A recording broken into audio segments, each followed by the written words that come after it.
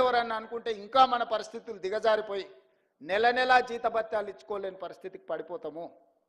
ఇవాళ ప్రభుత్వంలో ఉన్న వాళ్ళని అడగండి, డిసెంబరు 2023 కంటే ముందు ఎన్నడైనా మొదటి తారీఖు నాడు జీతాలు వచ్చినాయా? తెలంగాణ రాష్ట్రం వచ్చిన తర్వాత జనవరి 2024 నుంచి ఈ రోజు వరకు ప్రతి నెల మొదటి తారీఖు నాడు ప్రభుత్వ ఉద్యోగికి జీతభత్యాలు ఖాతాలో పడుతున్నాయా లేదా?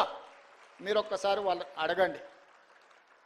ఏ ప్రభుత్వం కోసం, ఏ ప్రజల కోసం మీరు నిరంతరం కష్టపడుతున్నారో మొదటి తారీఖు నాడు మీకు జీతభత్యాలు ఇవ్వలేదంటే మీ యజమాని మీదనో మీ ప్రభుత్వం మీదనో మీకు ఎందుకు విశ్వాసం ఉంటుంది? ఎందుకు నమ్మకంగా పనిచేస్తారు?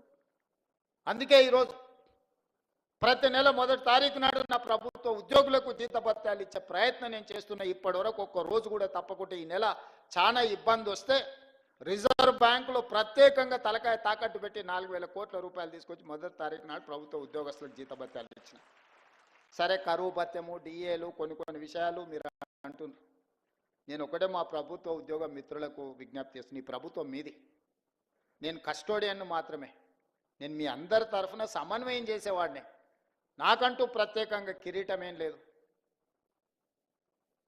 ఏదో పెద్ద